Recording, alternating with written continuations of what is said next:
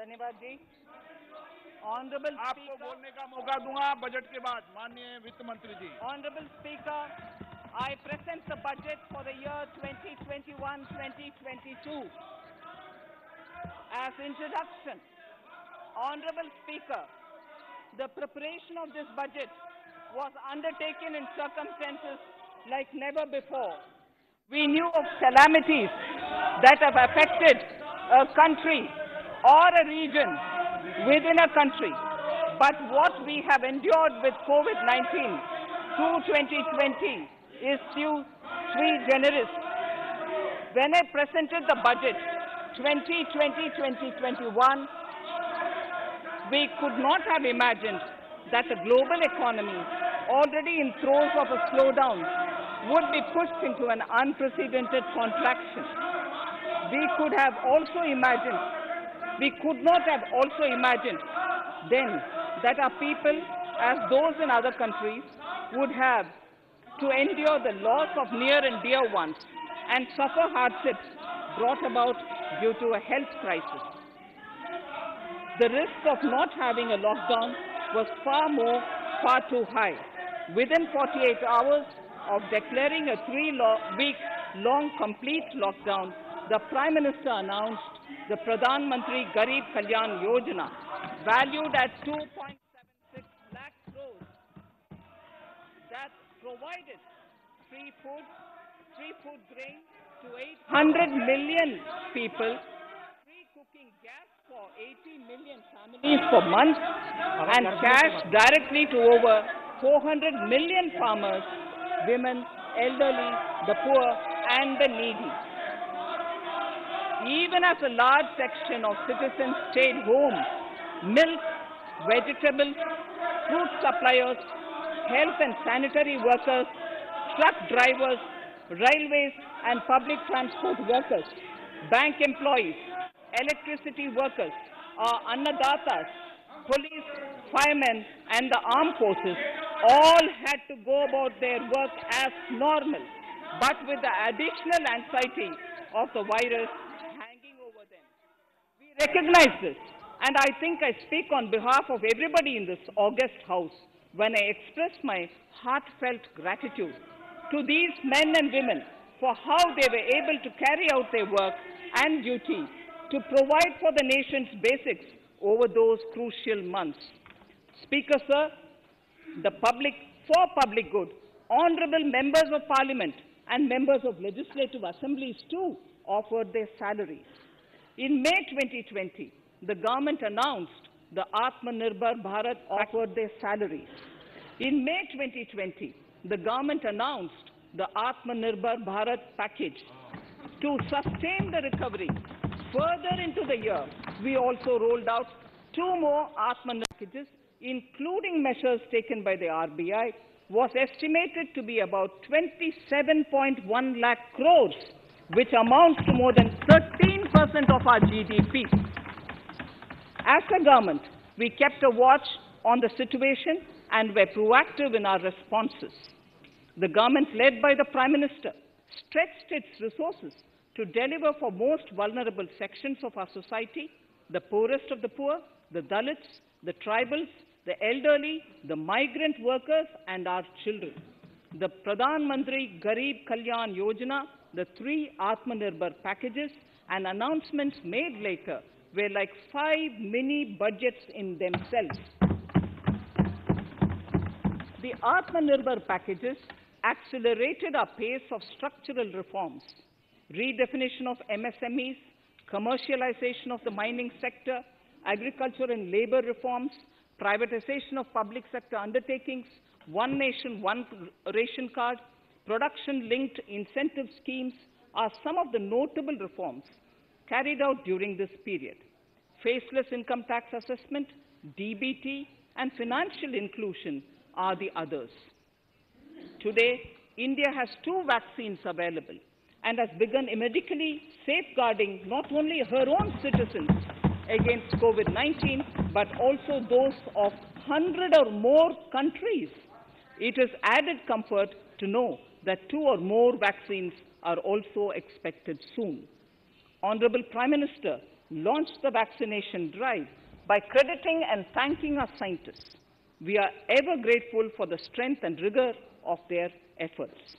Having said that, we are all reminded time and again that our fight against COVID-19 continues into 2021. Now, just as it happened after the 2 world wars, there are signs that the political, economic, and strategic relations in the post-COVID world are changing. This moment in history is the dawn of a new era, one in which India is well poised to truly be the land of promise and hope. I borrow the words of Rabindranath Tagore. Faith is the bird that feels the light and sings when the dawn is still dark. Faith is the bird that feels the light and sings when the dawn is still dark. In this spirit, I can't help but recall the joy that we as cricket-loving nation felt after the Team India's recent spectacular success in Australia.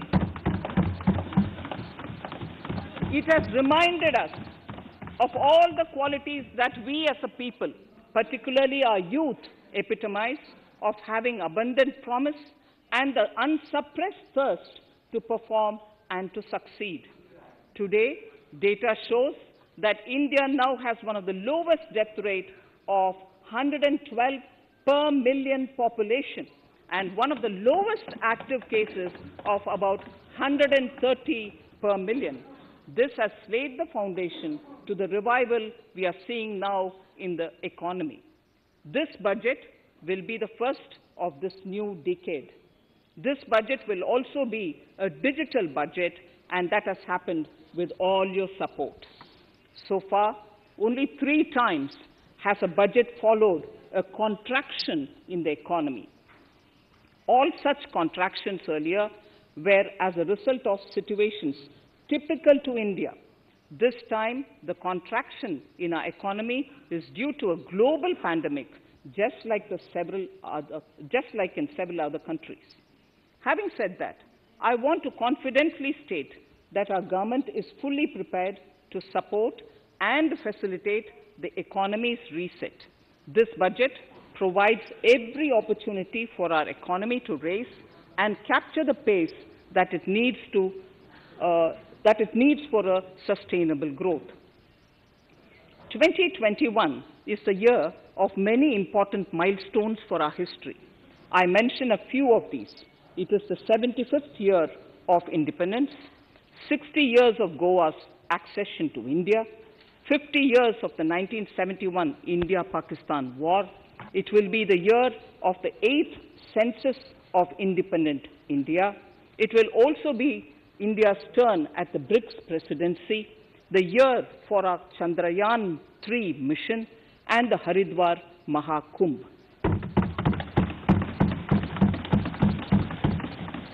Honorable Speaker, before I commence Part A of the budget, I want to take a moment to acknowledge how isolating and distancing seemed like insurmountable challenges for a country like ours that has people coming together in times of crisis.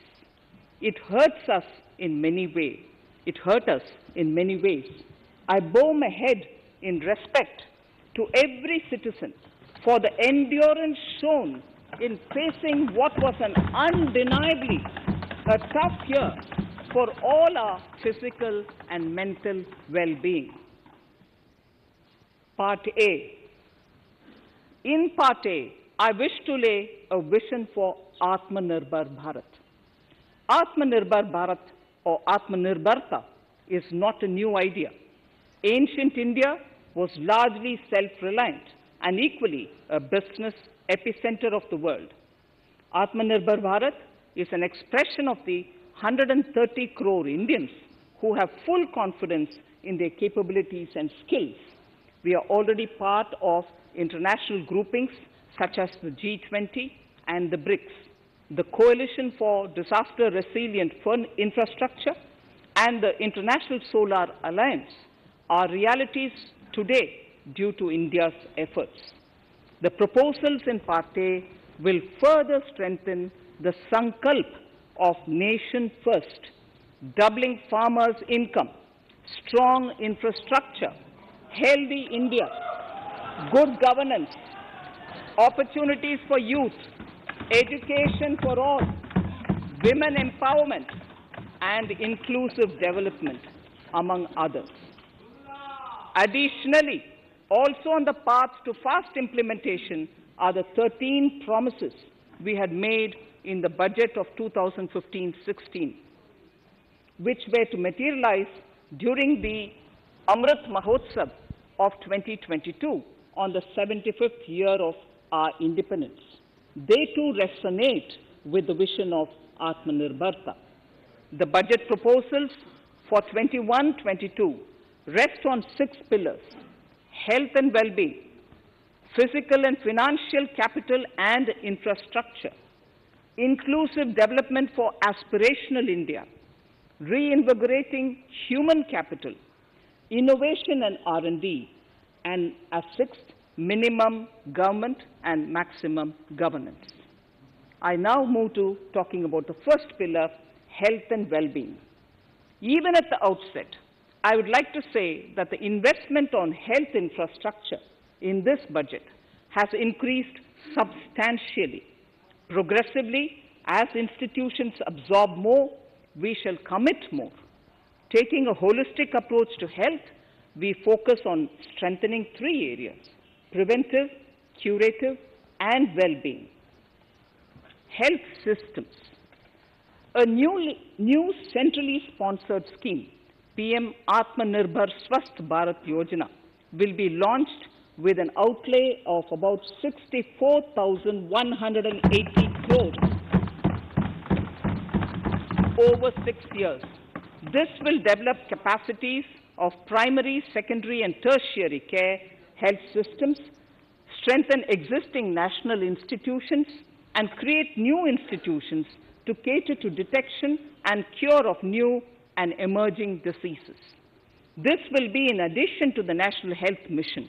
The main interventions under the scheme are support for over 17,000 rural and 11,000 urban health and wellness centers, setting up integrated public health labs in all districts, and 3,382 block public health units in 11 states, establishing critical care hospital blocks in 602 districts and 12 central institutions, strengthening of National Center for Disease Control, its 5 regional branches and 20 metropolitan health surveillance units, expansion of the integrated health information portal to all states and UTs to connect all public health labs, operationalization of 17 new public health units, and strengthening of 33 existing public health units at points of entry, that is, at 32 airports, 11 seaports, and 7 land crossings, setting up of 15 health emergency operations centers and 2 mobile hospitals, and setting up of a National Institution for One Health, a regional research platform for WHO, World Health Organization, Southeast Asia Region Office, 9 biosafety level 3 laboratories, and 4 regional national institutes for virology. Nutrition. To strengthen nutritional content, delivery, outreach, and outcome, we will merge the supplementary nutrition program and the Poshan Abhiyan and launch the Mission Poshan 2.0. We shall adopt an intensified strategy to improve nutritional outcomes across 112 aspirational districts. Universal coverage of water supply. The World Health Organization has repeatedly stressed the importance of clean water, sanitation, and clean environment as a prerequisite to achieving universal health. The Jal Jeevan Mission Urban will be launched. It aims at universal water supply in all 4,378 urban local bodies with 2.86 crores household tap connections, as well as liquid waste management in 500 Amrit cities. It will be implemented over 5 years with an outlay of 2,87,000 crores.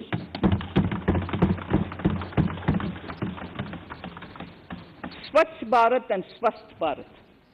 For further Swachhata of urban India, we intend to focus on complete fecal sludge management and wastewater treatment, source segregation of garbage, reduction in single-use plastic, reduction in air pollution by effectively managing waste from construction and demolition activities, and bioremediation of all legacy dump sites.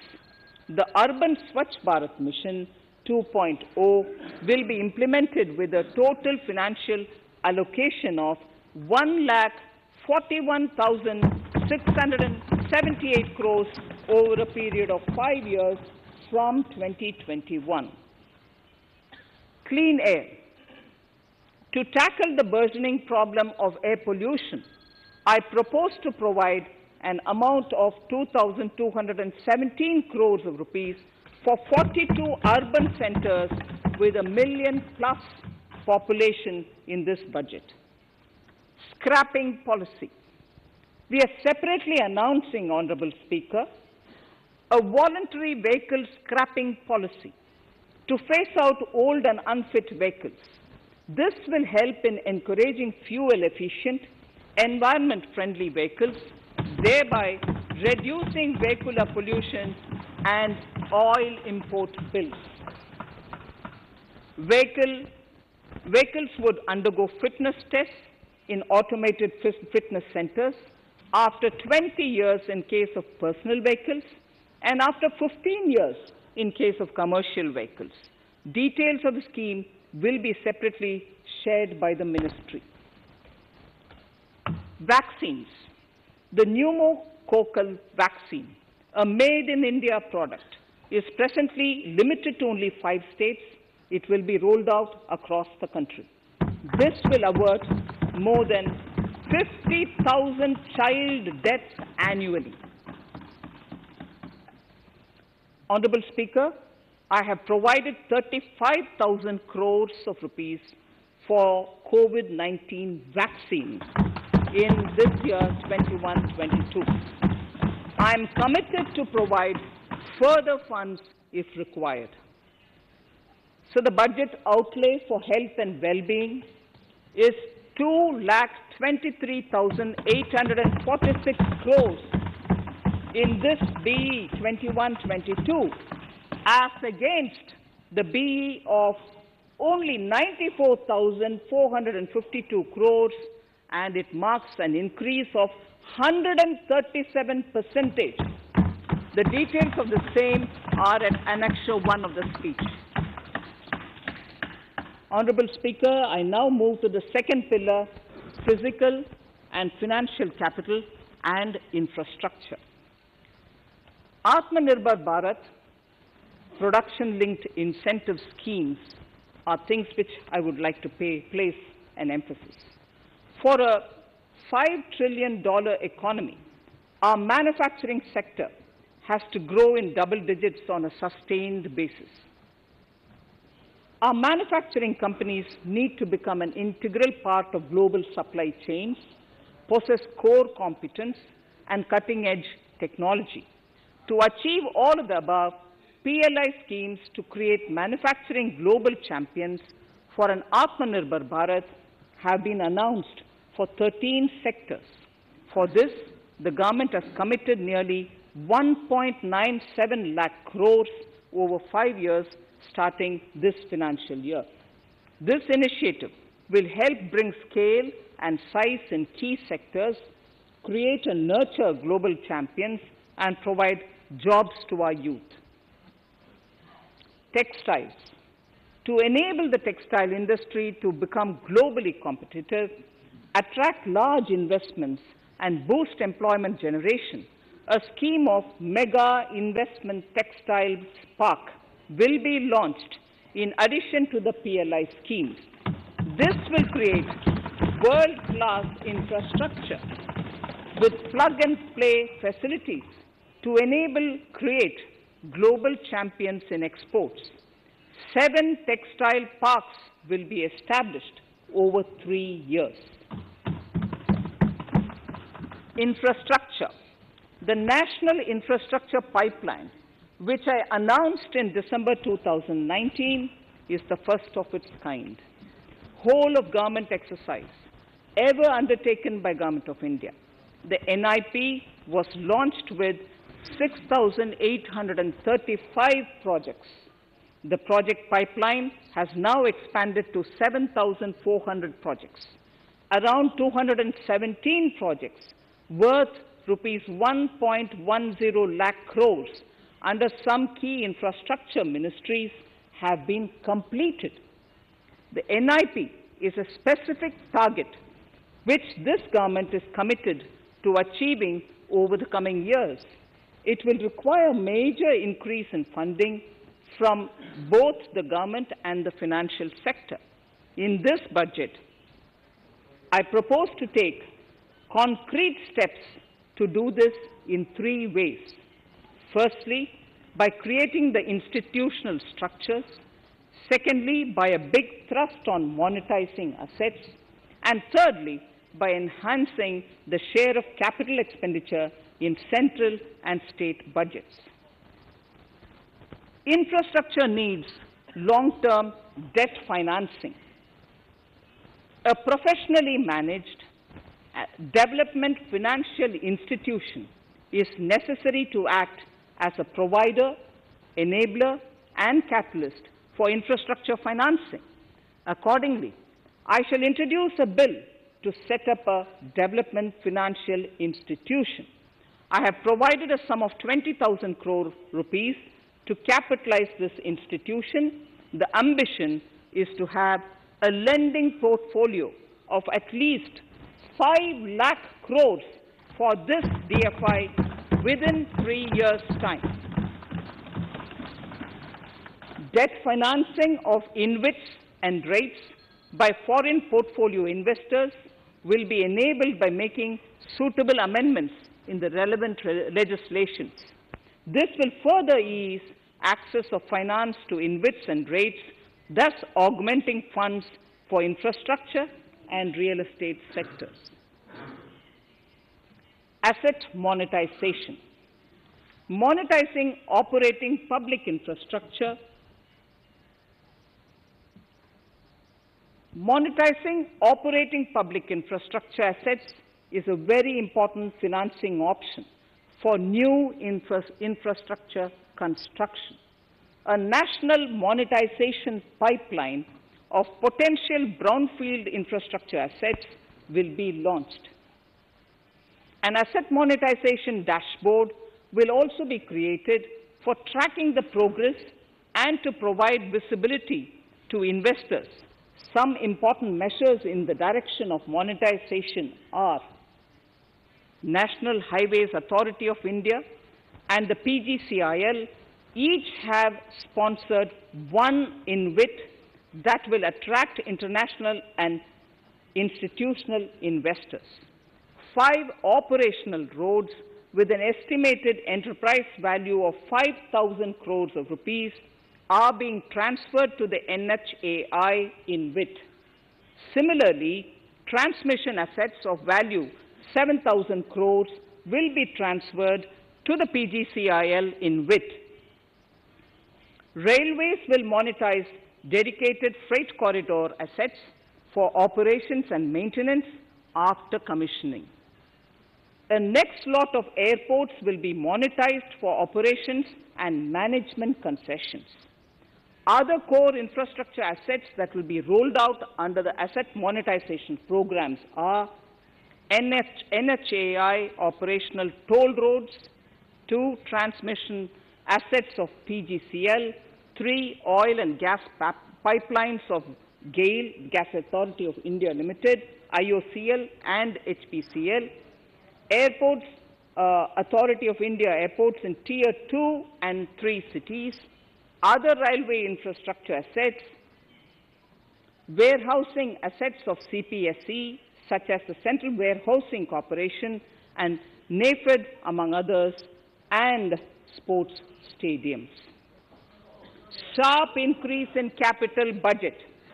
In the BE 2020-21, we had provided for 4.12 lakh crores for capital expenditure. It was our effort that in spite of resource crunch, we should spend more on capital, and we are likely to end this year at around 4.39 lakh crores, which I have provided in the RE of 2020-2021. For 21-22, I propose a sharp increase in capital expenditure and thus have provided 5.54 lakh crores, which is 34.5% more than the BE of 2020-2021. Of this, I have kept a sum of more than 44,000 crores in the budget head of the Department of Economic Affairs to be provided for projects, programs, or departments that show good progress in capital expenditure and are in need of further funds. Over and above this expenditure, we would also be providing more than 2 lakh crores to states and autonomous bodies for their capital expenditure. We will also work out specific mechanisms to nudge states to spend more of their budget on creation of infrastructure.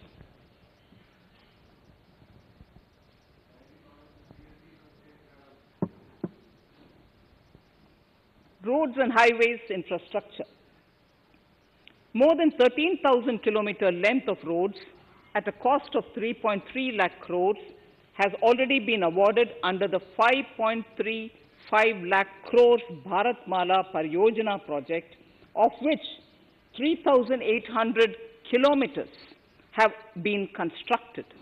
By March 2022, we would be awarding another 8,500 kilometers and complete an additional 11,000 kilometers of national highway corridors. To further augment road infrastructure, more economic corridors are also being planned. Some are 3,500 kilometers of national highway works in the state of Tamil Nadu at an investment of 1.03 lakh crores. These include Madurai-Kollam corridor, Chittoor-Tachur corridor, and construction will start next year. Second, 1,100 kilometers of national highway works in the state of Kerala at an investment of 65,000 crores, including 600 kilometer section of Mumbai-Kanyakumari corridor in Kerala. Third, 675 kilometers of highway works in the state of West Bengal at a cost of 25,000 crores, including upgradation of existing road Kolkata-Siliguri.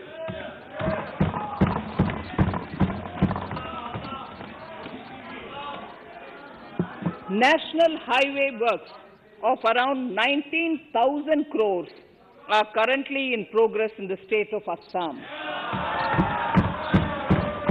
Further works of more than 34,000 crores covering more than 1,300 kilometers of national highways will be undertaken in the state in the coming 3 years.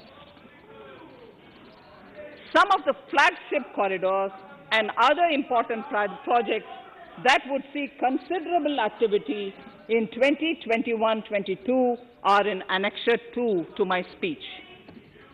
I am also providing an enhanced outlay of 1,18,101 lakh crores, 1,18,101 crores for Ministry of Road Transport and Highways, of which 1,08,230 crores is for capital, the highest ever provided.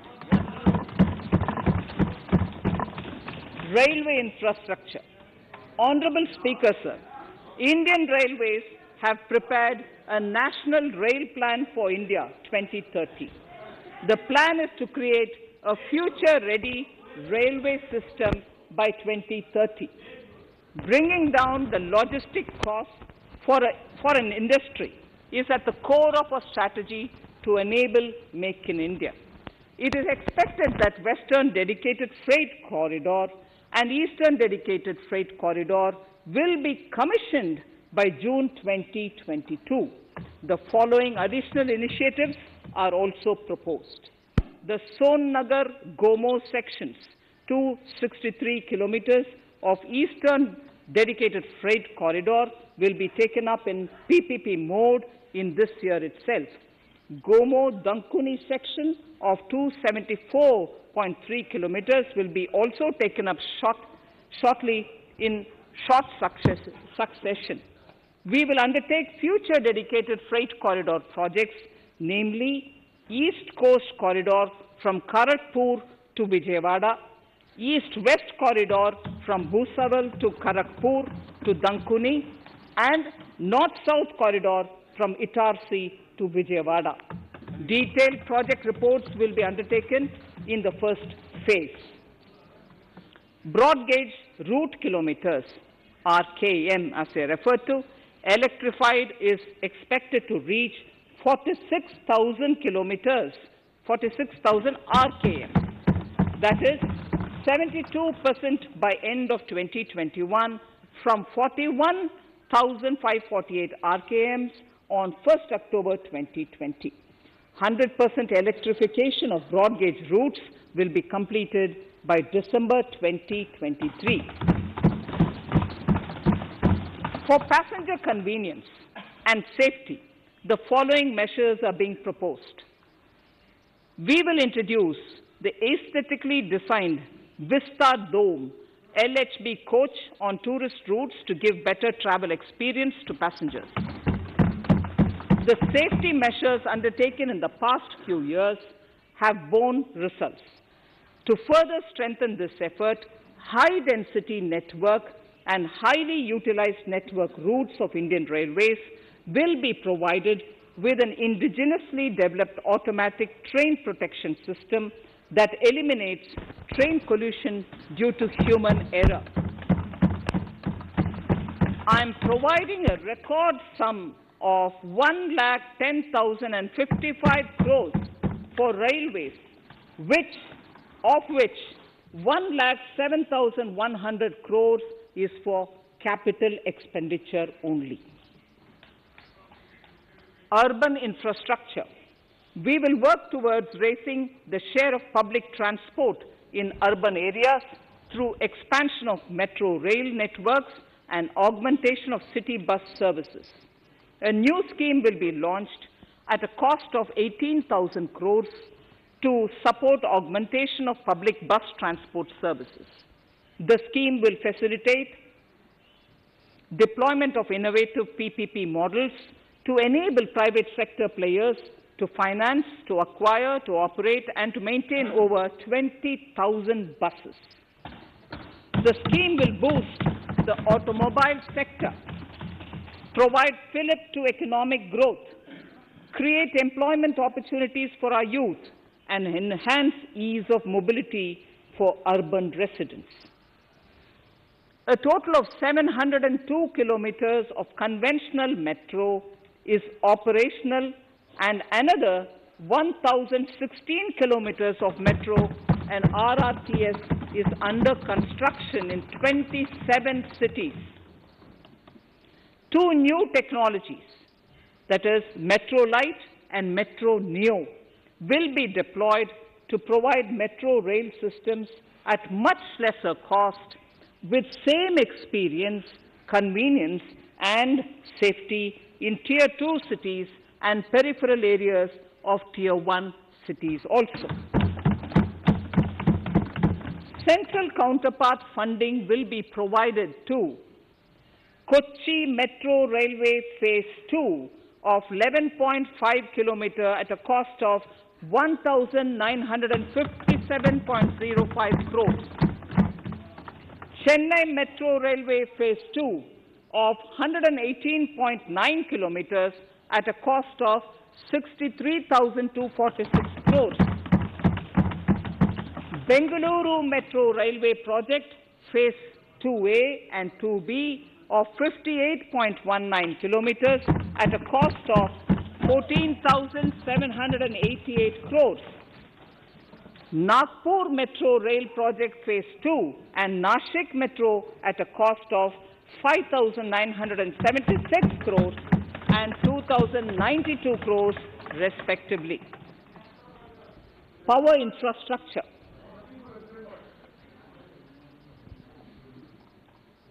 The past 6 years have seen a number of reforms and achievements in power sector. We have added 139 gigawatts of installed capacity, connected an additional 2.8 crore households, and added 1.41 lakh circuit kilometers of transmission lines. The distribution companies across the country are monopolies, either government or private. There is a need to provide choice to the consumers by promoting competition. A framework will be put in place to give consumers alternatives to choose from among more than one distribution companies. I read that sentence again. A framework will be put in place to give consumers alternatives to choose from among more than one distribution company. The viability of distribution companies is a serious concern. A revamped, reforms-based, results-linked power distribution sector scheme will be launched with an outlay of 3,05,984 crores over 5 years. The scheme will provide assistance to DISCOMs for infrastructure creation, including prepaid smart metering, feeder separation, upgradation of systems, etc., tied to financial improvements. Prime Minister, while speaking at the third Reinvestment Conference in November 2020, had announced plans to launch a comprehensive national hydrogen energy mission. It is now proposed to launch a hydrogen energy mission in 2021-22 for generating hydrogen from green power sources. Ports, shipping and waterways. Major ports will be moving from managing their operational services on their own to a model where a private partner will manage it for them. For the purpose, 7 projects worth more than 2,000 crores will be offered by the major ports on private-public partnership mode in FY 21-22. A scheme for promoting flagging of merchant ships in India will be launched by providing subsidy support to Indian shipping companies in global tenders floated by ministries and CPSCs. An amount of 1,624 crores will be provided over 5 years. This initiative will enable greater training and employment opportunities for Indian seafarers, besides enhancing Indian companies' share in global shipping. India has enacted Recycling of Ships Act in 2019 and acceded to the Hong Kong International Convention. Around 90 ship recycling yards at Alang in Gujarat have already achieved HKC compliant certificates. Efforts will be made to bring more ships to India from Europe and Japan. Recycling capacities of around 4.5 million light displacement ton LDT will be doubled by 2024. This is expected to generate an additional 1.5 lakh jobs for our youth. Petroleum and natural gas. Our government has kept fuel supplies running across the country without interruption during the COVID-19 lockdown period. Taking note of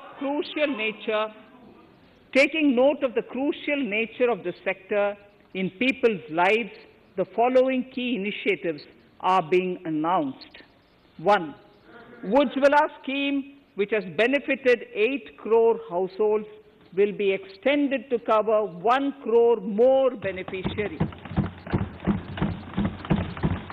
We will add 100 more districts in next 3 years to the city gas distribution network. A gas pipeline project will be taken up in the Union Territory of Jammu and Kashmir. An independent gas transport system operator will be set up for facilitation and coordination of booking of common carrier capacity in all natural gas pipelines on a non-discriminatory open access basis. Financial capital. I propose to consolidate the provisions of the SEBI Act 1992, Depositories Act 1996, Securities Contracts Regulation Act 1956, and Government Securities Act 2007 into a rationalized single securities markets code. The government would support the development of a world-class fintech hub at the GIFT Ifsc. To instill confidence amongst the participants in corporate bond market during times of stress and to generally enhance secondary market liquidity, it is proposed to create a permanent institutional framework. The proposed body would purchase investment-grade debt securities both in the stressed and normal times and help in the development of the bond market. In the budget 2018-19, government had announced its intent to establish a system of regulated gold exchanges in the country.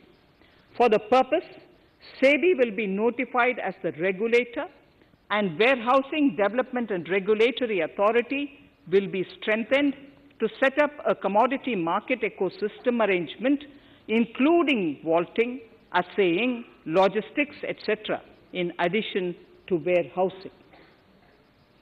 Towards investor protection, I propose to introduce an investor charter as a right of all financial investors across all financial products. To give a further boost to the non-conventional energy sector, I propose to provide additional capital infusion of 1,000 crores to Solar Energy Corporation of India and 1,500 crores to Indian Renewable Energy Development Agency. I propose to amend the Insurance Act 1938 to increase the permissible FDI limit from 49% to 74% in insurance companies and allow foreign ownership and control with safeguards. Under the new structure, the majority of directors on the board and key management persons would be resident Indians, with at least 50% of directors being independent directors and specified percentage of profits being retained as general reserve. Stressed asset resolution by setting up a new structure. The high level of provisioning by public sector banks of their stressed assets calls for a measure to clean up the bank books. An asset reconstruction company limited an asset management company would be set up to consolidate and take over the existing stressed debt and then manage and dispose of the assets to alternative investment funds and other potential investors for eventual value realization. Recapitalization of PSB. To further consolidate the financial capital capacity of PSBs, further recapitalization of 20,000 crores is proposed in 21-22. Deposit insurance. Last year, government had approved an increase in the deposit insurance cover from 1 lakh rupees to 5 lakhs for bank customers. I shall be moving amendments to DICGC Act 1961 in this session itself to streamline the provision so that if a bank is temporarily unable to fulfill its obligations, the depositors of such bank can get easy and time-bound access to their deposits to the extent of the deposit insurance cover. This would help depositors of banks that are currently under stress.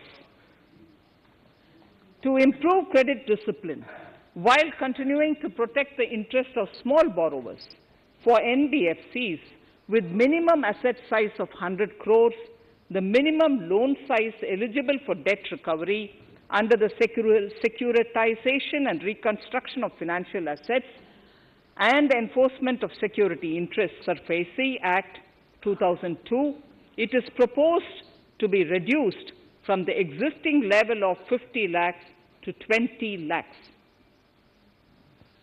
Company matters. The decriminalization of the procedural and technical compoundable offences under Companies Act 2013 is now complete. I now propose to take up decriminalization of the Limited Liability Partnerships Act 2008. Honourable Speaker, I propose to revise the definition under the Companies Act 2013 for small companies by increasing the threshold for paid-up capital from not exceeding 50 lakh to not exceeding 2 crores and turnover from not exceeding 2 crores to not exceeding 20 crores. This will benefit more than 2 lakh companies in easing their compliance requirements. As a further measure which directly benefits startups and innovators, I propose to incentivize the incorporation of one-person companies by allowing one-person companies to grow without any restriction on paid-up capital and turnover, allowing their conversion into any other type of company at any time, reducing the residency limit for an Indian citizen to set up an one-person company from 182 days to 120 days, and allow also non-resident Indians to incorporate OPCs in India. This will be a big boost for startups. To ensure faster resolution of cases, the NCLT framework will be strengthened, e-court system shall be implemented, and alternate methods of debt resolution and special framework for MSMEs shall be introduced. During the coming fiscal, we will be launching data analytics, artificial intelligence, machine learning driven MCA 2.1 version to MCA 21 version 3.0. MCA 21 version 3.0. This version 3.0 will have additional modules for e-scrutiny, e-adjudication, e-consultation, and compliance management. Disinvestment and strategic sale. In spite of COVID-19, we have kept working towards strategic disinvestment. A number of transactions, namely BPCL, Air India, Shipping Corporation of India, Container Corporation of India, IDBI Bank, Bharat Earth Movers Limited, Pawan Hans, Neelachal Ispat Nigam Limited, among others, would be completed in 21-22. Other than IDBI Bank, we propose to take up the 2 public sector banks and 1 general insurance company in the year 21-22. This would require legislative amendments, and I propose to introduce the amendments in this session itself. In 21-22, we would also bring the IPO of LIC, for which I am bringing the requisite amendments in this session itself. In the Atmanirbhar package, I had announced that we will come out with a policy of strategic disinvestment of public sector enterprises. I am happy to inform the House that the government has the government has approved the said policy. The policy provides a clear roadmap for disinvestment in all non-strategic and strategic sectors. We have kept 4 areas that are strategic, where bare minimum CPSEs will be maintained and rest privatized. In the remaining sectors of all CPSEs will be privatized. The main highlights of the policy are mentioned in Annexure 3. To fast forward the disinvestment policy, I am asking NITI to work out on the next list of centre public sector companies that would be taken up for strategic disinvestment. To similarly incentivize states to take to disinvestment of their public sector companies, we will work out an incentive package of central funds to states. Idle assets will not contribute to Atmanirbhar Bharat. The non-core assets largely consist of surplus land with government ministries and departments and public sector enterprises. Monetizing of land can either be by way of direct sale or concession or by similar means. This requires special abilities, and for this purpose, I propose to use a special purpose vehicle in the form of a company that would carry out this activity. In order to ensure timely completion of closure of sick or loss-making CPSEs, we will introduce a revised mechanism that will ensure timely closure of such units. I have estimated 1,75,000 crores as receipts from disinvestment in BE 21-22.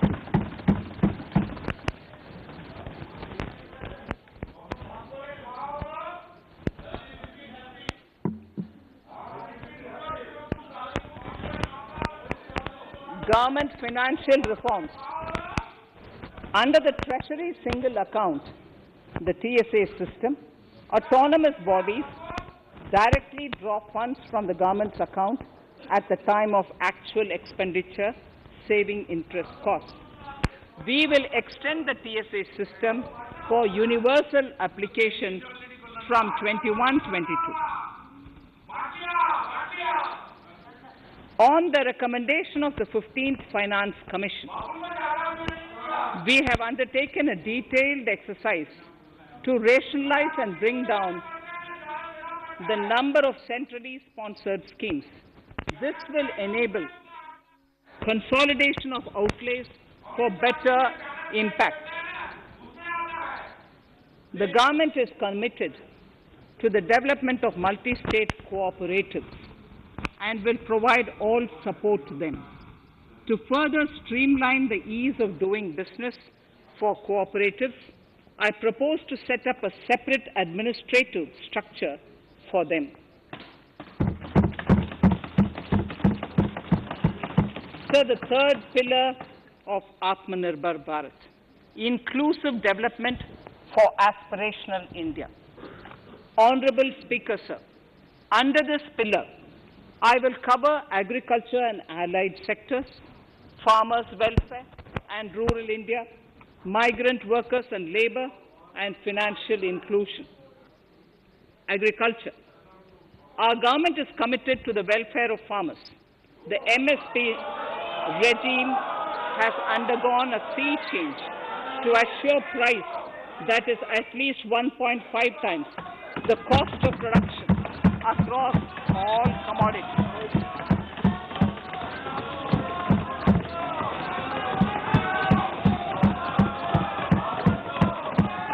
The procurement has also continued to increase at a steady pace. This has resulted in increase in payment to farmers substantially. In case of wheat, a total amount paid to farmers in 2013-14, Honorable Speaker, sir, the data that I give now is important for all honorable members to kindly hear. In case of wheat, the total amount paid to farmers in 2013-14 was 33,874 crores. In 2019-20, it was 62,802 crores. And even better, Honorable Speaker, in 2020-2021, this amount paid to farmers was 75,060 crores.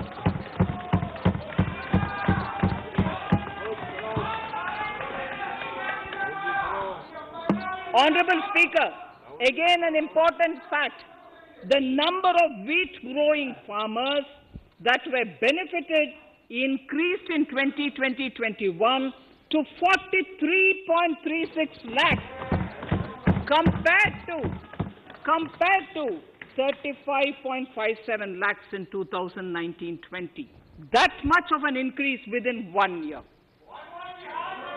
For paddy, again an important data. For paddy, the amount paid in 2013-14 was 63,928 crores. In 2019-20, this increased to 1,41,930 crores. Even better, in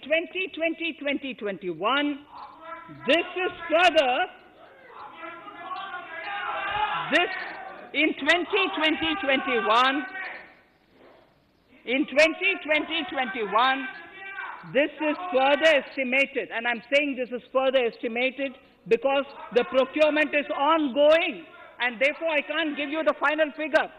This is further estimated to increase to 1,72,752 crores. The number of farmers benefited increased from 1.24 crores in 2019-20 to 1.54 crores in 2020-21. In the same way, Honorable Speaker, sir, in the case of pulses, the amount paid in 2013-14 was 236 crores. In 2019-20, this was increased to 8,285 crores.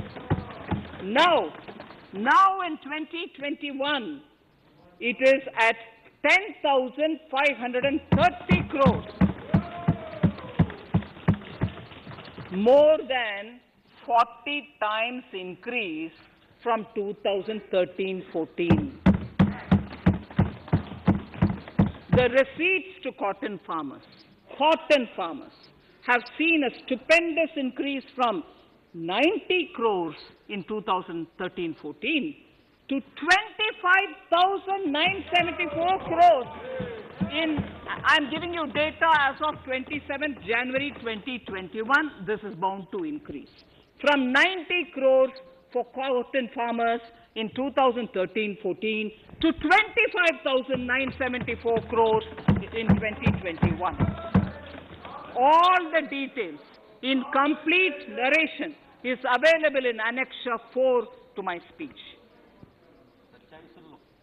Early this year, Honorable Prime Minister had launched the Swamitva scheme. Under this, a record of rights is being given to property owners in villages. Up till now, about 1.80 lakh property owners in 1,241 villages have been provided cards. I propose during 21-22 to extend this to cover all states and union territories. To provide adequate credit to our farmers, I have enhanced the agricultural credit target to 16.5 lakh crores in this year. We will focus on ensuring increased credit flow to animal husbandry, pashupalan, dairy, and to matsyakar, to the fisheries. We are enhancing the allocation to the Rural Infrastructure Development Fund from 30,000 crores to 40,000 crores. The Micro Irrigation Fund, with a corpus of 5,000 crores, has been created under NABARD. I propose to double it by augmenting it by another 5,000 crores. To boost value addition in agriculture and allied products and their exports, the scope of Operation Green Scheme that is presently applicable to only tomatoes, onions and potatoes will be enlarged to include 22 perishable crops. Around 1.68 lakh crore farmers, around 1.68 crore farmers are registered, and 1.14 lakh crores of rupees trade value has been carried out through e-NAMs, the National Agricultural Market. Keeping in view the transparency and the competitiveness that e-NAM has brought into the agricultural market, 1,000 more mandis will be integrated with e-NAM. Honorable Speaker, sir, with all this, the Agricultural Infrastructure Fund would be made available to the APMCs for augmenting their infrastructure facilities.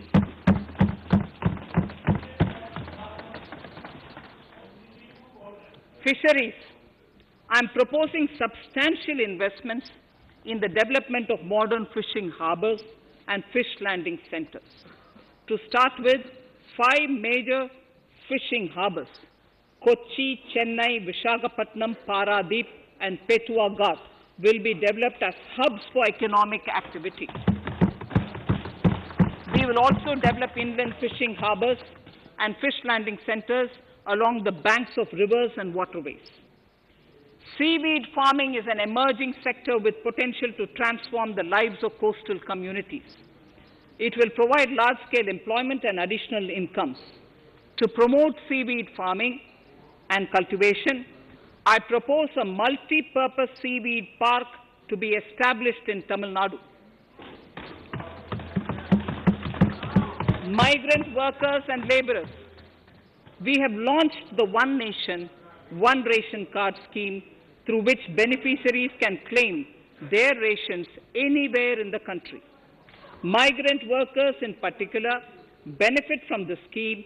Those staying away from their families can partially claim their ration where they are stationed, while their family in their native places can claim the rest. I am happy to inform you that One Nation, One Ration Card plan is under implementation by 32 states and union territories, reaching about 69 crore beneficiaries. That's a total of 86% beneficiaries covered.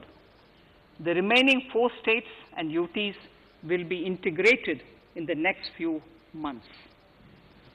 To further extend our efforts towards the unorganized labor force, migrant workers in particular, I propose to launch a portal that will collect relevant information on gig workers, building and construction workers, among others. This will help formulate health, housing, skill, insurance credit, and food schemes for all migrant workers. We will conclude a process that began 20 years ago with the implementation of the 4 labor codes. For the first time globally, social security benefits will be extended to gig and platform workers.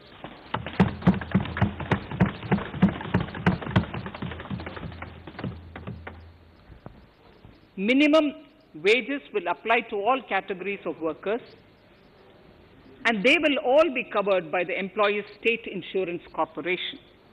Women will be allowed to work in all categories and also in the night shifts with adequate protection. At the same time, compliance burden on employers will be reduced with a single registration and licensing and online returns. Financial inclusion. To further facilitate credit flow under the scheme of Stand Up India for the scheduled castes and scheduled tribes and also women, I propose to reduce the margin money requirement from 25% to 15% only, and to also include loans for activities in allied sectors in allied activities in agriculture. We have taken a number of steps to support the MSME sector. In this budget, I have provided 15,700 crores to this sector, more than double of the last year's B. Honorable Speaker, sir, I now go to the fourth pillar, reinvigorating human capital. The national education policy announced recently has had good reception. In school education, more than 15,000 schools will be qualitatively strengthened to include all components of the national education policy. They shall emerge as exemplar schools in their regions, hand-holding and mentoring other schools to achieve the ideals of policy. 100 new Sainik schools will be set up in partnership with NGOs, private schools, and states. Higher education. In Budget 2019-20, I had mentioned about the setting up of a higher education commission in India. We would be introducing the legislation this year to implement the same. It will be an umbrella body having 4 separate vehicles for standard setting, accreditation, regulation, and funding. Many of our cities have various institutions, universities, and colleges supported by the Government of India. Hyderabad, for example, has about 40 major institutions. In 9 such cities, we will create a formal umbrella structure so that these institutions can have better synergy while also retaining their internal autonomy. A glue grant will be set aside for this purpose. For accessible higher education in Ladakh, I propose to set up a central university in Leh.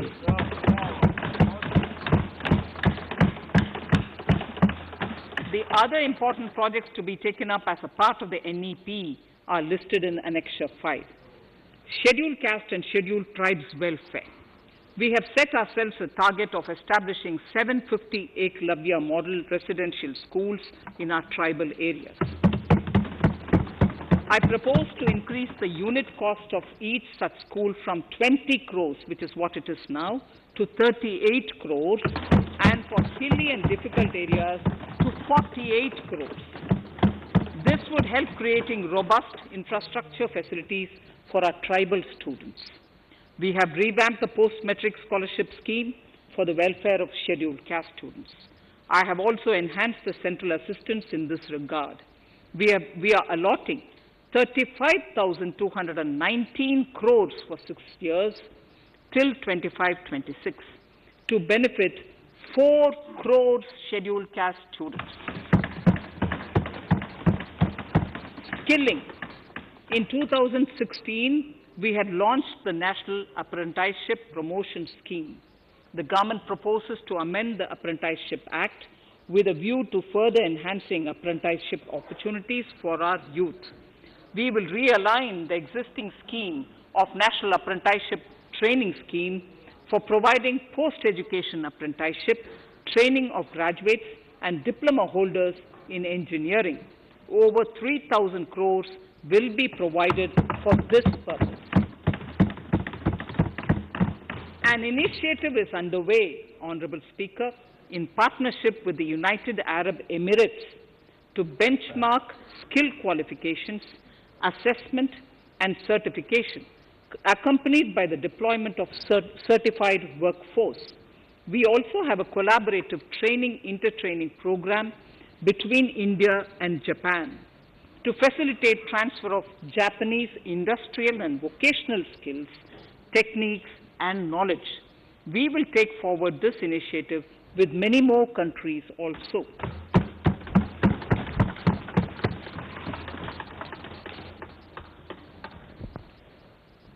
Innovation and R&D. In my budget speech of 2019, I had announced the National Research Foundation. We have now worked out the modalities, and the NRF outlay will be of 50,000 crores over 5 years.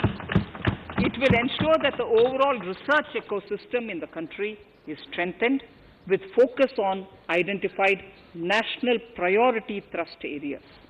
There has been a manifold increase in digital payments in the recent past. To give a further boost to digital transactions, I earmarked 1,500 crores for a proposed scheme that will provide financial incentive to promote digital mode of payment. We will undertake a new initiative, National Language Translation Mission. This will enable the wealth of governance and policy-related knowledge on the Internet being made available in major Indian languages.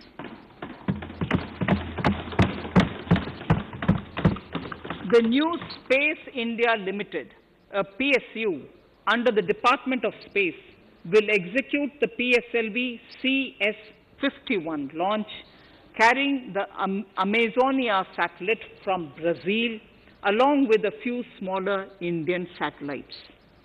As part of the Gaganyaan mission activities, 4 Indian astronauts are being trained on generic spaceflight aspects in Russia. The first unmanned launch is slated for December 2021. Our oceans are a storehouse of living and non-living resources. To better understand this realm, we will launch a deep ocean mission with a budget outlay of more than 4,000 crores over 5 years. This mission will cover deep ocean survey exploration and projects for the conservation of deep sea biodiversity. I come to the 6th pillar, Honorable Speaker, minimum government, maximum governance. Honorable Speaker, sir, this is the last of the 6 pillars. This will outline plans for reforms in one of our core principles of minimum government, maximum governance. We have taken a number of steps to bring reforms in tribunals in the last few years for speedy delivery of justice. Continuing with the reforms process, I now propose to take further measures to rationalize the functioning of tribunals. We have introduced the National Commission for Allied Healthcare Professionals Bill in Parliament. National Commission for Allied Healthcare Professionals Bill in the Parliament, with a view to ensure transparent and efficient regulation of 56 allied healthcare professionals. Additionally, to bring about transparency, efficiency, and governance reforms in the nursing profession, the National Nursing and Midwifery Commission Bill will be introduced by the government for passing. To have ease of doing business for those who deal with government or CPSEs and carry out contracts, I propose to set up a conciliation mechanism and mandate its use for quick resolution of contractual disputes. This will instill confidence in private investors and contractors. Honorable Speaker, sir, the forthcoming census could be the first digital census in the history of India.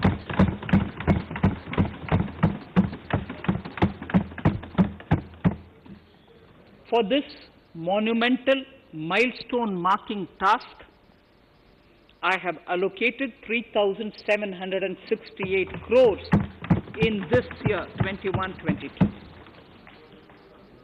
Honorable Speaker, Goa is celebrating the Diamond Jubilee year of the state's liberation from Portuguese rule. From the Government of India's side, I propose to grant 300 crores to the Government of Goa for the celebration. I propose to provide 1,000 crores for the welfare of tea workers, especially women and children in Assam and West Bengal. A special scheme will be devised for the same.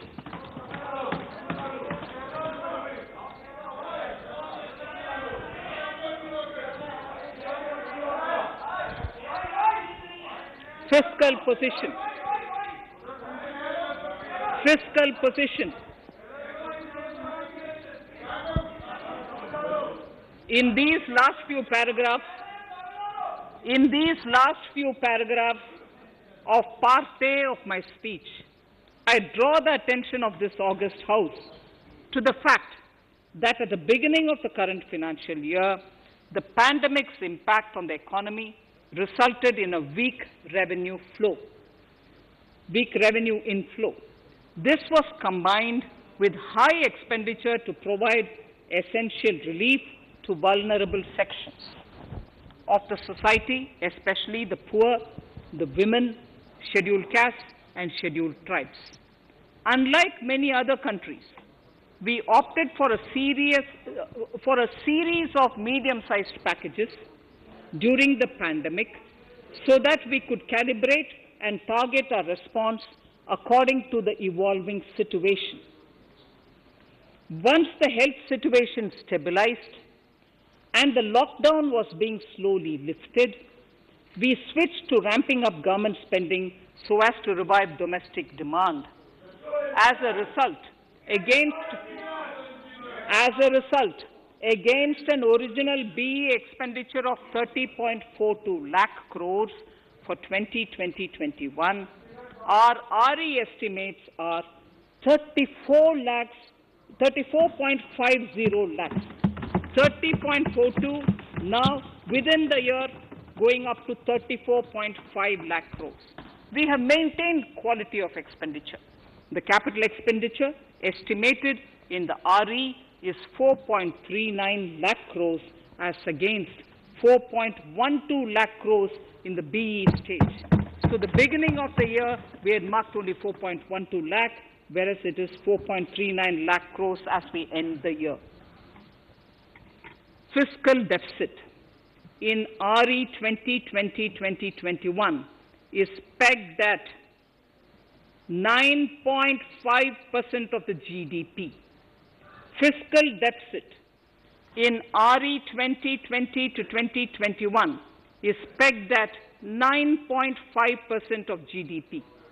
We have funded this through government borrowings, multilateral borrowings, small saving funds, and short-term borrowings. We would need another 80,000 crores, for which we would be approaching the market in these 2 months. We would be needing another 80,000 crores, for which we would be approaching the markets in these 2 months. To ensure that the economy is given the required push, our BE estimates for expenditure in 21-22 are 34.83 lakh crores.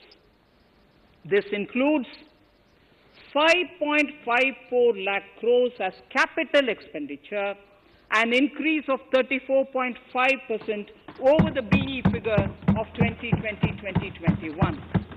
The fiscal deficit in BE 21-22 is estimated to be 6.8% of the GDP. The gross borrowing from the market for the next year would be around 12 lakh crores. We plan to continue with our path of fiscal consolidation and intend to reach the fiscal deficit level below 4.5% of the GDP by 2025-2026, with a fairly steady decline over the period. We hope to achieve the consolidation by first increasing the buoyancy of tax revenue through improved compliance, and secondly, by increased receipts from monetization of assets, including public sector enterprises and land. The Contingency Fund of India is being proposed to be augmented. The Contingency Fund of India is being proposed to be augmented from 500 crores to 30,000 crores through finance bill. In accordance with the views of the 15th Finance Commission, we are allowing a normal ceiling of net borrowing for the states at 4% of GSDP for the year 21-22. A portion of this ceiling will be earmarked to be spent on incremental capital expenditure. Additional borrowing ceiling of 0.5% of the GSDP will also be provided subject to conditions. States will be expected to reach a fiscal deficit of 3% of GSDP by 2023-24 as recommended by the 15th Finance Commission. In the July 2019-20 budget, I introduced the Statement 27 on extra budgetary resources. It disclosed the borrowings of the government agencies that went towards funding Government of India schemes and whose repayment burden was on the government. In my 2020-21 budget, I enhanced the scope and coverage of that statement by including the loans provided by government to the FCI, the Food Corporation of India. Taking a step further in this direction, I propose to discontinue the NSSF loan to FCI for food subsidy, and accordingly, budget provisions have been made in RE 2020-21 and in the BE 2021-22. The extra budgetary resource details are at Annexure 6. We know that the FRBM Act mandates fiscal deficit of 3% of GDP to be achieved by 31st March 2020-2021. The effect of this year's unforeseen and unprecedented circumstances has necessitated the submission of a deviation statement under Sections 4 of Subclause 5 and Section 7, Subclause 3b of the FRBM Act, which I am laying on the table of the House as part of the FRBM documents. Towards achieving central government fiscal deficit along the broad path that I have already indicated, I will be introducing an amendment to the FRBM Act. Honourable Speaker, on the 9th of December 2020, the 15th Finance Commission submitted its final report covering the period 2021 to 2026 to the Rashtrapati Ji. The government has laid the Commission's report along with the explanatory memorandum in the Parliament, retaining the vertical shares of the states at 41%. We recognize our commitment to fiscal federalism and propose, therefore, to adhere to this recommendation. Jammu and Kashmir in the 14th Finance Commission was entitled to get devolution being a state. Now the funds of the UTs of Jammu Kashmir and Ladakh would be provided by the centre. I have also provided on the Commission's recommendation 1,18,452 crores as revenue deficit grant to 17 states in 21-22 as against 74,340 crores to 14 states in 2020-21. Honourable Speaker, I would now move to Part B of my speech.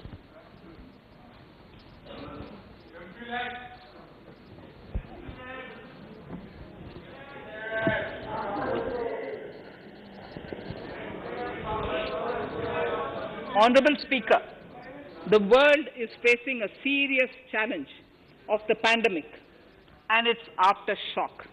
In these trying times, when many economies are struggling to revive, our people and our industry have exhibited remarkable resilience.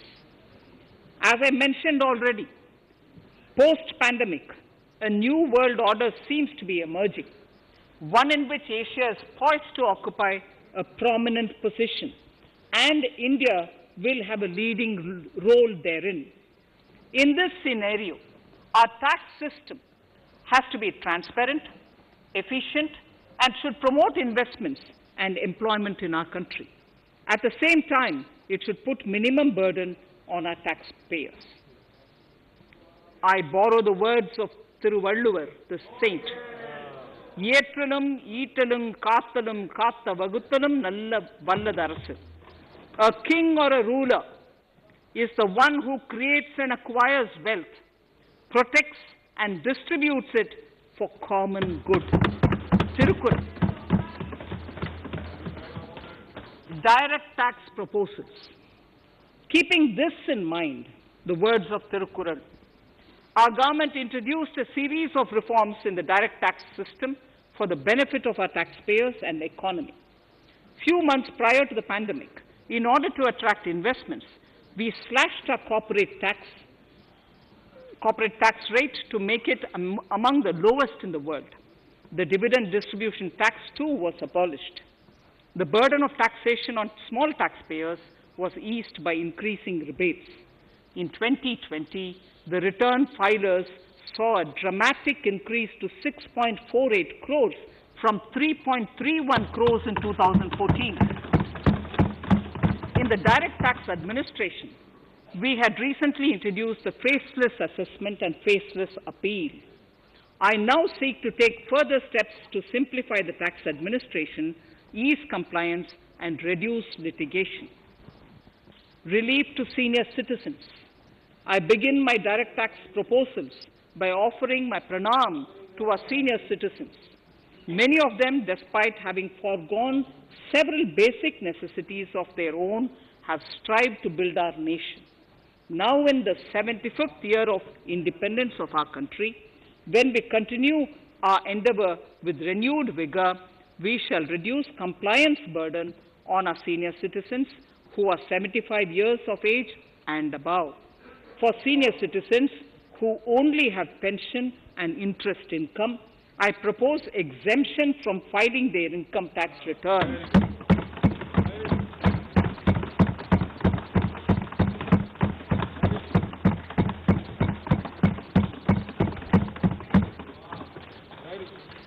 The paying bank will deduct the necessary tax on their income.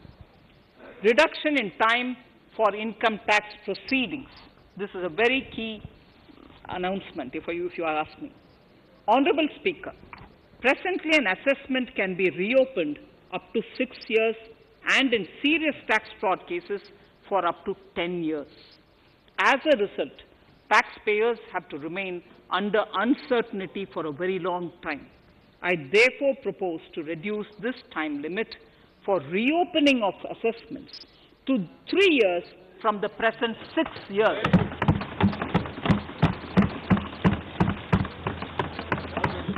In serious tax evasion cases too, only where there is evidence of concealment of income of 50 lakh or more in a year. In serious tax evasion cases too, only where there is evidence of concealment of income of 50 lakh or more in a year can the assessment be reopened up to 10 years.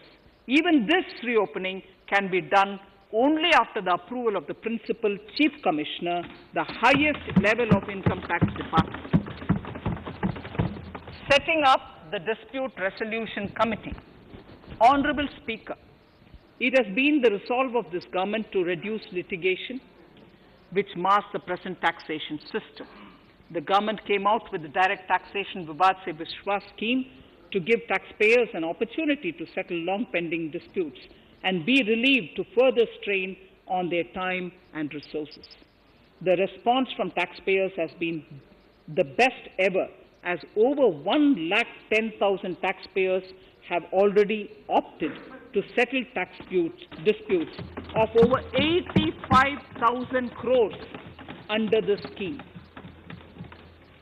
To further reduce litigation for small taxpayers, I propose to constitute a dispute resolution committee for them, which will be faceless to ensure efficiency, transparency, and accountability. Anyone with a taxable income up to 50 lakh and disputed income up to 10 lakh shall be eligible to approach the committee. Faceless IT-AT. For ease of compliance and to reduce discretion, we are committed to make the taxation processes faceless. The government has already introduced faceless assessment and appeal this year. The next level of income tax appeal is the Income Tax Appellate Tribunal. I now propose to make this tribunal faceless. We shall establish a national faceless Income Tax Appellate Tribunal Center. All communication between the tribunal and the appellant shall be electronic. Where personal hearing is needed, it shall be done through video conferencing. Relaxations to NRI. When non-resident Indians return to India, they have issues with respect to their accrued incomes in their foreign retirement accounts. This is usually due to mismatch in taxation period. They also face difficulties in getting credit for Indian taxes in foreign jurisdictions. I propose to notify rules for removing their hardship of double taxation. Exemption from audit. Currently, if your turnover exceeds 1 crore, you have to get your accounts audited. In February 2020 budget, I had increased the limit for tax audit to 5 crores for those who carry out 95% of their transactions digitally. To further incentivize digital transactions and to reduce compliance burden, I propose to increase this limit for tax audit for such persons from 5 crores to 10 crores. Relief for dividend.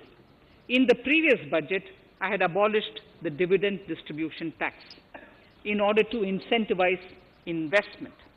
Dividend was made taxable in the hands of shareholders. Now, in order to provide ease of compliance, I propose to make dividend payment to rate and InvIT exempt from TDS. Further, as the amount of dividend income cannot be estimated correctly by the shareholders for paying advance tax, I propose to provide that advance tax liability on dividend income shall arise only after the declaration or payment of dividend. Also, for the foreign portfolio investors, I propose to enable deduction of tax on dividend income at lower treaty rate. Attracting foreign investment into infrastructure sector. In the last budget, for attracting foreign investment in the infrastructure sector, we had granted 100% tax exemption, subject to certain conditions, to foreign sovereign wealth funds and pension funds on their income from investment in Indian infrastructure. We have noticed that few of such funds are facing difficulties in meeting some of the conditions. In order to ensure that a large number of funds invest in India, I propose to relax some of these conditions relating to prohibition on private funding, restriction on commercial activities, and direct investment in infrastructure. In order to allow funding of infrastructure by issue of zero-coupon bonds, I propose to make notified infrastructure debt funds eligible to raise funds by issuing tax-efficient zero-coupon bonds. Affordable housing.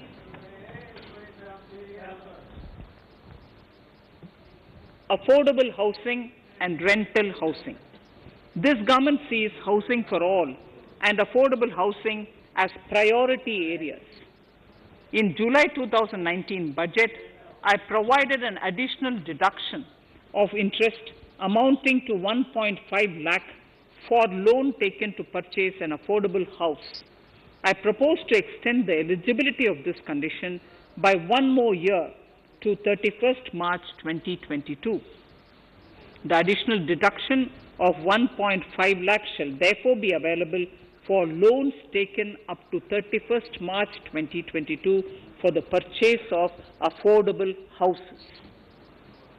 Further, to keep up the supply of affordable houses, I propose that the affordable housing projects can avail a tax holiday for 1 more year till 31st March 2022. These are available now for projects also. We are committed to promote supply of affordable rental housing for migrant workers. For this, I propose to allow tax exemption for notified affordable rental housing projects. Tax incentives to IFSC. As I mentioned in Part A of this speech, the government is committed to making the International Financial Services Center in GIFT City a global financial hub. In addition to the tax incentives already provided, I propose to include, among others, tax holiday for capital gains for aircraft leasing companies, tax exemption for aircraft lease rentals paid to foreign lessors, tax incentive for relocating foreign funds in the IFSC, and to allow tax exemption to the investment division of foreign banks located in the IFSC. Pre-filling of returns. Honorable Speaker, in order to ease compliance for the taxpayer, details of salary income, tax payments, TDS, etc., already come pre-filled in income tax returns. To further ease filing of returns, details of capital gains from listed securities, dividend income, and interest from banks, post office, etc., will also be now pre-filled. Relief to small trusts. We hope to reduce compliance burden on small charitable trusts running educational institutions and hospitals. So far, there is a blanket exemption to such entities whose annual receipt does not exceed 1 crore of rupees. I now propose to increase this amount to 5 crores.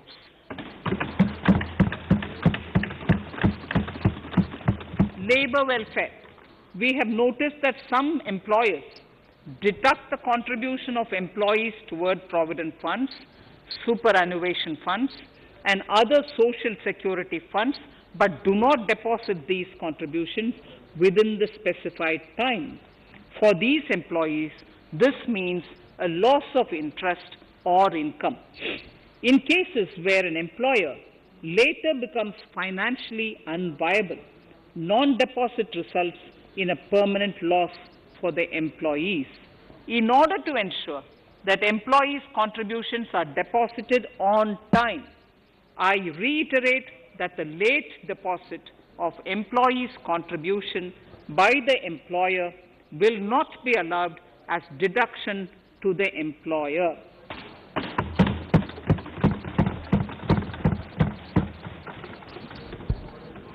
Incentives for startups.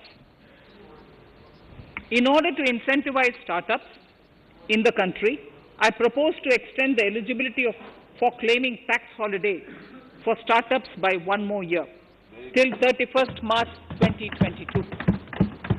Further, in order to incentivize funding for the startups, I propose to extend the capital gains exemption for investment in startups by 1 more year, till 31st March 2022. Sir, I now come to indirect tax proposals, GST. Before I come to my indirect tax proposals, I would like to appraise the House on GST. The GST is now 4 years old, and we have taken several measures to further simplify it. Some of the measures include nil return through SMS, quarterly return and monthly payment for small taxpayers, electronic invoice system, validated input tax statements, pre-filled editable GST return, and staggering of returns filing. The capacity of GSTN system has also been enhanced. We have also deployed deep analytics and artificial intelligence to identify tax evaders and fake billers and launched special drives against them. The results speak for themselves. We have made record collections in the last few months. The GST Council has painstakingly thrashed out thorny issues. As chairperson to the Council, I want to assure this House that we shall take every possible measure to smoothen the GST further and to remove anomalies such as inverted duty structure. Custom duty rationalization. Our custom duty policy should have the twin objective of promoting domestic manufacturing and helping India get on to global value chain and export better. The thrust now has to be on easy access to raw materials and exports of value-added products. Towards this, last year, we started overhauling the customs duty structure, eliminating 80 outdated exemptions. I also thank everyone who responded overwhelmingly to a crowdsourcing call for suggestions on this revamp. I now propose to review more than 400 old exemptions this year. I repeat, I now propose to review more than 400 old exemptions this year. We will conduct this through extensive consultations, and from 1st October 2021, we will put in place a revised customs duty structure free of distortions. I also propose that any new customs duty exemptions, therefore, henceforth will have validity up to 31st March following 2 years from the date of the issue. Electronic and mobile phone industry. Domestic electronic manufacturing has grown rapidly. We are now exporting items like mobiles and chargers. For greater domestic value addition, we are withdrawing a few exemptions on part of chargers and sub-parts of mobiles. Further, some parts of mobiles will move from nil rate to a moderate 2.5%. Iron and steel. MSMEs and other user industries have been severely hit by a recent sharp rise in iron and steel prices. Therefore, we are reducing customs duty uniformly to 7.5% on semis, flats, and long products of non-alloy, alloy, and stainless steels. To provide relief to metal recyclers, mostly MSMEs, I am exempting duty on steel scrap for a period up to 31st March 2022. Further, I am also revoking ADD and CVD on certain steel products. Also, to provide relief to copper recyclers, I am reducing duty on copper scrap from 5% to 2.5%. Textiles. The textile sector generates employment and contributes significantly to the economy. There is a need to rationalize duties on raw material inputs to man-made textiles. We are now bringing nylon chain on par with polyester and other man-made fibers. We are uniformly reducing the BCD rates on caprolactam, nylon chips, nylon fiber, and yarn to 5%. This will help the textile industry, MSMEs, and also overall exports. Chemicals. We have calibrated customs duty rates on chemicals to encourage domestic value addition and to remove inversions. Apart from other items, we are reducing customs duty on naphtha to 2.5% to correct inversion. Gold and silver presently attract a basic customs duty of 12.5%. Since the duty was raised from 10% in July 19, prices of precious metals have risen sharply. To bring it closer to previous levels, we are rationalizing customs duty on gold and silver. Renewable energy. In Part A, we have already acknowledged that solar energy has huge promise for India. To build up domestic capacity, we will notify a phased manufacturing plan for solar cells and solar panels. At present, to encourage domestic production, we are raising duty on solar inverters from 5% to 20% and on solar lanterns from 5% to 15%. Capital equipment and auto parts. There is immense potential in manufacturing heavy capital equipment domestically. We will comprehensively review the rate structure in due course. However, we are revising duty rates on certain items immediately. We propose to withdraw exemptions on tunnel boring machine. It will attract a customs duty of 7.5% and its parts a duty of 2.5%. We are raising customs duty on certain auto parts to 15% to bring them on par with general rate on auto parts. MSME products. We are proposing certain changes to benefit MSMEs. We are increasing duty from 10 to 15% on steel screws and plastic builder wares. On prawn feed, we increase it from 5 to 15%. We are rationalizing exemption on import of duty-free items as an incentive to exporters of garments, leather and handicraft items. Almost all of these items are made domestically by our MSMEs. We are withdrawing exemption on imports of certain kinds of leathers as they are domestically produced in good quantity and quality, mostly by MSMEs. We are also raising customs duty on finished synthetic gemstones to encourage domestic processing. Agriculture products to benefit farmers. We are raising customs duty on cotton from nil to 10%, on raw silk and silk yarn from 10 to 15%. We are also withdrawing end-use based concession on denatured ethyl alcohol. Currently, rates are being uniformly calibrated to 15% on items like maize, bran, rice bran, oil cake, and animal feed additives. There is an immediate need to improve agricultural infrastructure so that we produce more while also conserving and processing agricultural output efficiently. This will ensure enhanced remuneration for our farmers.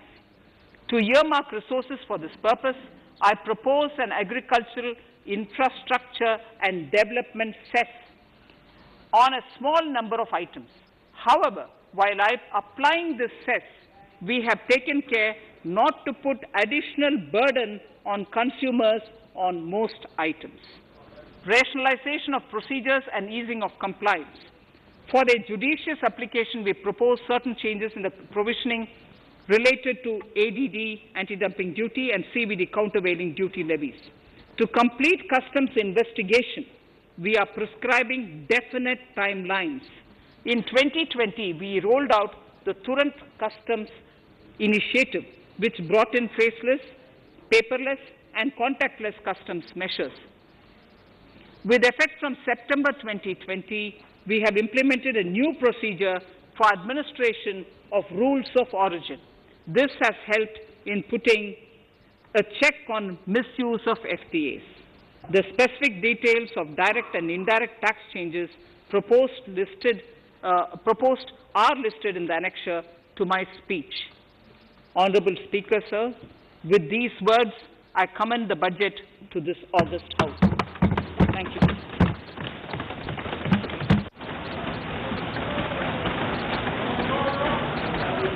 Item number 1, माननीय मंत्री जी, item number 1.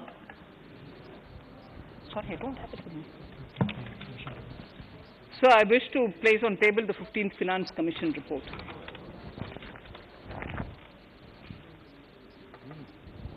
Item number 3, माननीय मंत्री जी. Sir, I wish to lay on the table the following statements under Section 3(1) of the Fiscal Responsibility and Budget Management Act 2003, the medium-term fiscal policy cum fiscal policy strategy statement and macroeconomic framework statement.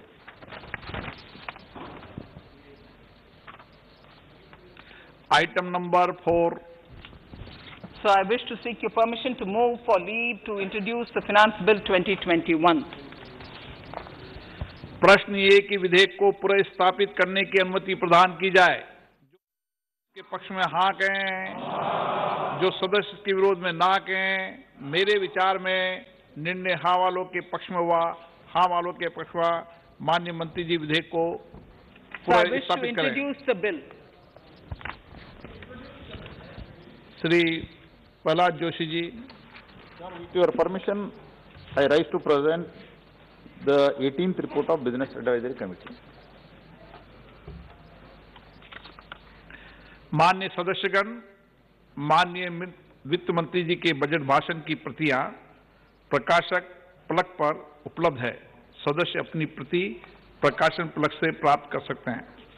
माननीय सदस्यगण, जैसा कि आपको समाचार 2 के माध्यम से पहले सूचित किया जा चुका है कि बजट की प्रतियां आपको मेंबर्स पोर्टल के माध्यम से उपलब्ध कराई जा रही है।